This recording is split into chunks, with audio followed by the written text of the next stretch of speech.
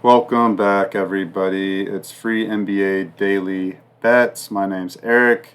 You can follow me at Twitter for all of my official release plays at Easy Money Wins. Again, at Easy Money Wins. I'm chugging along, guys. I'm chugging along. I'm fully transparent. I am down 20 units on the season. I had a nice 7 unit day today. Felt like it should have been more. There's a little bit of just ridiculous typical NBA betting night shenanigans that happen, but it's okay. I can't complain, guys. 7 units. It's a solid night and no complaints from me, and I'm ready to get into Thursday's games. There's only three of them. Only three of them. Let's just kick it off. Let's get after it. We got Minnesota, the Timberwolves, at the Chicago Bulls. Chicago played tonight and they got their butts whooped. Let's take a look at the minute count. They lost 119 to 99 at Dallas. I was on Dallas first quarter, first half. That hit pretty easily, so I'm happy there. And I feel like I got a pretty good read on this team, guys. So they can't rebound that well. They only have Vucevic. I mean, Patrick Williams, he's kind of, in my opinion, he's just kind of like a defensive small forward. I mean, how tall is he? He's 6'8", guys. He's 6'8". So, I mean, he's kind of just like a defensive small forward in my eyes, you know? Like, he doesn't have like staggering rebound numbers all the time. And then you just have a bunch of guard play, right? You have Kobe White, you have Dosunmu, you have Giddey, and Lonzo Ball's out, and then also Zach LaVine did not play tonight either.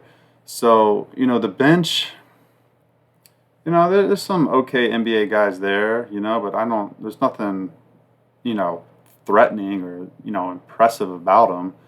So, in my opinion, I think the Bulls are about to face reality of just being a pretty bad team for, this season, if they already don't think that already. So I don't like the spot for the Bulls.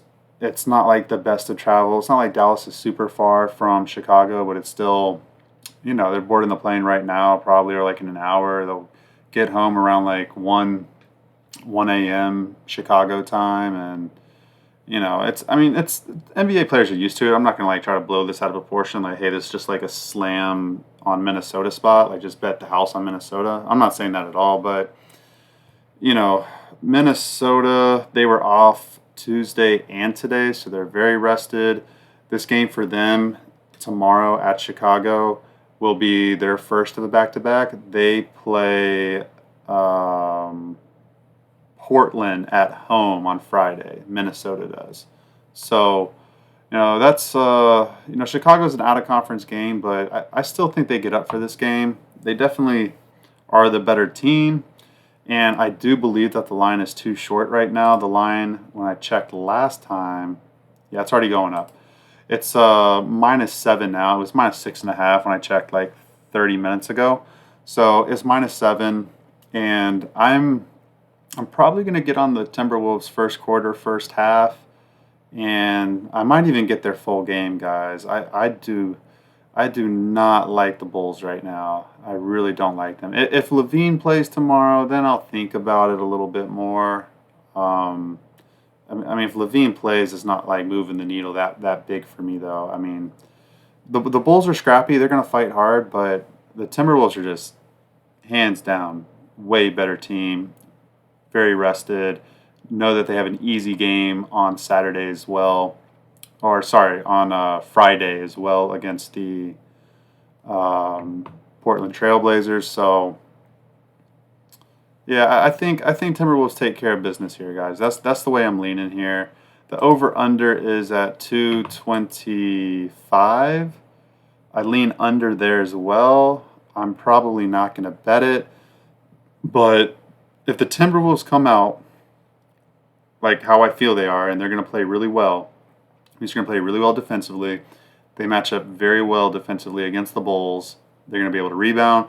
They have great defensive guards to match the scoring of the Chicago guards and just their small ball. Chicago does like to push the pace, but if Timberwolves are controlling the game, they're not going to be pushing the pace that fast. So 225 feels a little steep. I don't expect the Bulls to have a great shooting night. Timberwolves, first game of back-to-back, maybe they just like realize they have the lead and kind of just coast to the finish line. So that's my thoughts on the over-under there. Next game is the Utah Jazz at the Milwaukee Bucks. This game is really interesting, and I think there's a lot of great opportunity to make money on this game. So the number one thing to look at is obviously if Giannis is going to play. He is questionable with a thigh injury, and he missed the last game they played on Monday against the Cavaliers. He did not play due to that quad or thigh injury. So I don't know. I don't know if Giannis is going to play in this game. They're on a 6-game losing streak, the Milwaukee Bucks are. They won the first game of the regular season, looked really good on the road at Philadelphia, and then they lost 6 games in a row after that. So I think Milwaukee's going to win. I feel pretty good about that. But the spread is up to plus 9.5. And why am I kind of emphasizing that against the Utah Jazz? Number one, I feel like I know the Utah Jazz actually pretty well. I've been betting them with success this season, taking them on the spread. I picked them against Chicago last game, and they won outright as a 7-point dog. And they're getting healthy. Lauri Markkanen practiced in full today, and Jordan Clarkson also practiced in full today. That would put them essentially at full strength, pretty much. I think there's like one forward that they're missing. But the key point that I'm saying for this, guys, is that... Sorry, let me just pull it out real quick. Like, yes, this is a huge spot for the Bucks. Like, they know they need to have this win. This is a win that is very, right there for them to take. But for them covering this point spread, man, I even think no matter what happens with Giannis, if Markkanen and Clarkson are healthy, I feel like the Jazz are the play here, full game. I don't know about first quarter, first half. First quarter, first half, I kind of lean the Bucks no matter what to just start off and play well. But the Jazz have really good fight, and they finally had a good shooting night the other night, and they got the win, so they got the monkey off their back.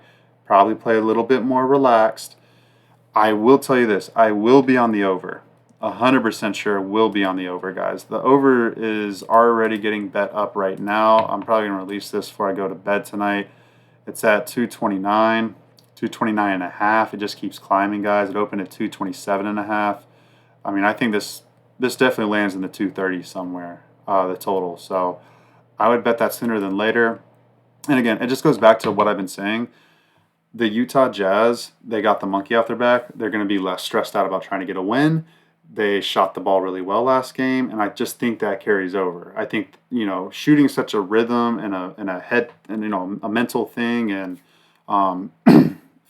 feeling thing, and also just like a mood. Like, if you're in a better mood, I do believe, you play better. Everything feels more natural. You're not tense, the ball's going in, and then they get a great matchup, and then obviously the health thing, right? So like Lauri Markkanen and Clarkson, like those are your two best 3-point shooters. So, sorry guys. So, yeah, Markkanen and Clarkson, best 3-point shooters if they play, right? I mean, even if just one of them plays, I feel good about the over. I mean, I still feel good about the over even if like neither of them play, honestly, because the Bucks don't play good defense. So, yeah, I feel really good about that over. Actually, now that I'm thinking about it, guys, I might wait just to make sure Markkanen or Clarkson plays because Keontae George is streaky. I do like Colin Sexton. Patty Mills will hit a couple threes probably. Filipowski, he's been hitting threes. So I'm gonna pause, guys. I'm gonna pause because on that over, I need to make sure Markkanen and Clarkson are playing. I do. I really need to make sure that happens because I'm thinking about it. Milwaukee can come, like they'll have the big size advantage if Giannis plays, and Markkanen and Clarkson don't play. I mean, they're already going to have the size advantage anyways, but, they'll really be able to control the game. So we have to wait. We have to wait on Giannis. We have to wait on Jordan Clarkson. We have to wait on Markkanen. But, yeah, I'm loving the over in this game, hoping everybody plays. And I'm liking the Jazz full game plus 9.5. I really am. I think the Bucks win though. I do. I think the Bucks win. I think they win, but it could be a little close. It could be close. Just scheduling spot for both of those teams. The Bucks play at the Knicks on Friday, so that's kind of a interesting spot there. The Jazz are off on Friday, I believe. I think this is the last game of their road trip as well. Yeah, Saturday they host the Spurs. So, last of a road trip. The Jazz are probably feeling really good. Got their win. They're going home. I think that ball is going to go in the hoop tomorrow for the Jazz guys. I really do. Okay, last game here. Last game. We got the Portland Trailblazers at the San Antonio Spurs. San Antonio got worked tonight, guys. Absolutely worked. Sorry, I didn't even check the minutes for the Bulls. Let me just take a quick peek at that. Take a quick peek here at the Bulls minutes tonight. But yeah, the Spurs got whooped tonight by the Rockets, like start to finish. I'm mad at myself. I wanted to bet that and I did not. So, all right. The Bulls, no one played over 30 minutes. They basically threw in the towel in the fourth quarter. How weak. That's soft. It's weak, Billy Donovan. It's weak. Okay. Let's go to the Spurs and see how many minutes those starters played. And originally, I was thinking like I was going to want to bet the Trailblazers because they've been in such good form recently. And, they're kind of a underrated team in my opinion. But, the last 5 quarters were really bad for the Spurs. But if you take away those 5 quarters and you look at like the first quarter against the first 2 quarters against the Clippers, and then also, the 2 wins at home that they had before they went on the road trip, like the very short, small road trip, they played really well. Obviously, Popovich is not feeling well, and he's, going through whatever he's going through. And, they have, I think, Mike Mitchell is the interim head coach, something like that. So, he talked about how he wants the offense to be better, but, I just don't know, guys. This is not a good shooting team. They're just not. And they went 38% from 3 tonight, but, they just don't have the great three-point shooting. They just don't. Chris Paul is honestly probably their best three-point shooter. And, he usually is looking to pass. He's not looking to shoot. So, that's kind of telling you something when he took 7 threes tonight.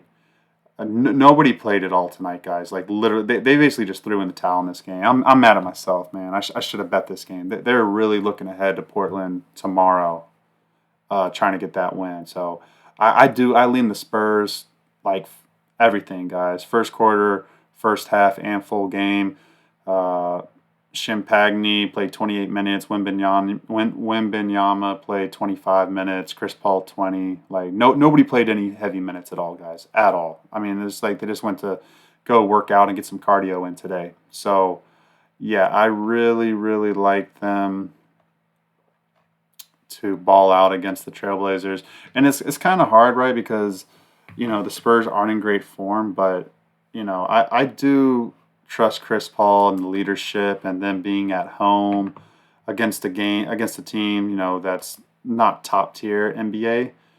But yeah, so the Trailblazers, they are in a lot better form. Everyone's pretty healthy for them. And then also Shaedon Sharpe he practiced, so he might play. I don't think he does, but he might. But literally everybody's healthy. They got Robert Williams back, Shaedon Sharpe looks like he's coming back really soon. Guys, I think the Trailblazers are going to make us a lot of money here soon because look at this. You got Anthony Simons, you got Shaedon Sharpe, Denny Avdija, Jeremy Grant, DeAndre Ayton. Like that's your starting 5. That's not bad, guys. That's not bad at all. That's not bad. I mean, I really hope the books hang a +7.5 or a +8 with the Portland Trailblazers in the near future because I mean they're gonna cover and win some games here for us, guys. Let's just take a look quickly before I wrap this up. Yeah, so they beat the Pelicans last game, 118-100. Then they barely lost to the Suns. They almost beat the Suns. They got smoked by the Thunder. Everyone's getting smoked by the Thunder. Then they beat the Clippers at the Clippers. They beat New Orleans. They beat New Orleans twice. I mean, New Orleans has been shorthanded, but yeah, I mean this is a winnable game for the Trailblazers for sure. But I think San Antonio comes out focused at home. Portland does play Friday at Minnesota, like I already spoke about. So I don't know, interesting spot there for San Antonio, but I like them. I like them there. I like them there, guys. All right, over under for that game is 217. I like the under. I think the Spurs know they need to win with defense, and I think they bring that defense. And yeah, I'll think about that. I don't think I'll bet the over under. I'm still feeling my way with these over unders right now, guys. So, but yeah, that's the show, guys. Please like, subscribe, share, comment, talk to me on Twitter.